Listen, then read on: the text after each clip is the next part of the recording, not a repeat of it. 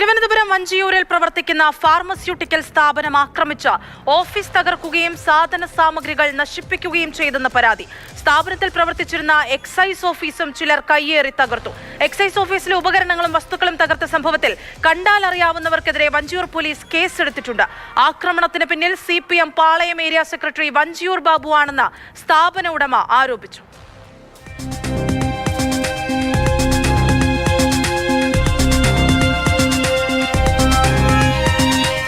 വഞ്ചിയൂർ പേട്ട റോഡിലെ ഫാർമസ്യൂട്ടിക്കൽ സ്ഥാപനം പ്രവർത്തിക്കുന്ന ഓഫീസും പരിസരവും ചിലർ കയ്യേറി നശിപ്പിച്ചതെന്നാണ് ഉടമസ്ഥരായ സൗത്ത് പാർക്ക് ഗ്രൂപ്പിന്റെ പരാതി.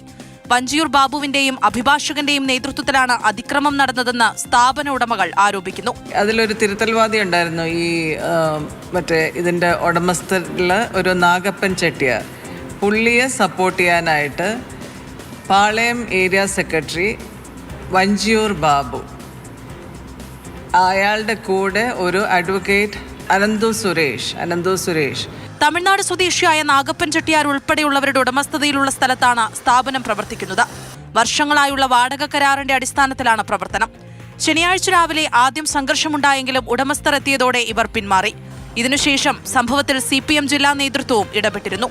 എന്നാൽ വൈകിട്ട് കൂടുതൽ ആളുകളെത്തി വീണ്ടും നാശനഷ്ടമുണ്ടാക്കിയെന്നതാണ് പരാതി. കോടികളുടെ നഷ്ടമാണ് അവർ വരുത്തി വെച്ചിരിക്കുന്നത്. കോടികളുടെ നഷ്ടം.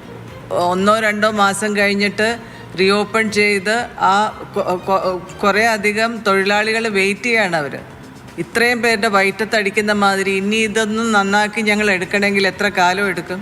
ഹീനമായ പ്രവൃത്തിയാണ് അവർ ചെയ്തിരിക്കുന്നത്. ഇയാളെ ഞങ്ങൾ ജീവിതത്തിൽ കണ്ടിട്ടോ കേട്ടിട്ടോ ഇല്ല, ഈ ഏരിയ സെക്രട്ടറിയെ. ഫാർമസ്യൂട്ടിക്കൽ ഉൽപ്പന്ന നിർമ്മാണത്തിനായി സ്പിരിറ്റ് ഉൾപ്പെടെയുള്ള രാസവസ്തുക്കൾ സൂക്ഷിക്കുന്നത് എക്സൈസ് ആണ്. സ്പിരിറ്റും രാസവസ്തുക്കളും സൂക്ഷിച്ചിരുന്നിടത്തും നാശനഷ്ടങ്ങൾ ഉണ്ടായി എന്നാണ് എക്സൈസിന്റെ പരാതി. എക്സൈസ് ഉദ്യോഗസ്ഥർ തിങ്കളാഴ്ച രാവിലെ എത്തിയപ്പോഴാണ് അക്രമം നടന്നതായി അറിയുന്നത്. സംഘർഷ സാധ്യത കണക്കിലെടുത്ത് സ്ഥലത്ത് പോലീസ് ക്യാമ്പ് ചെയ്യുന്നുണ്ട്.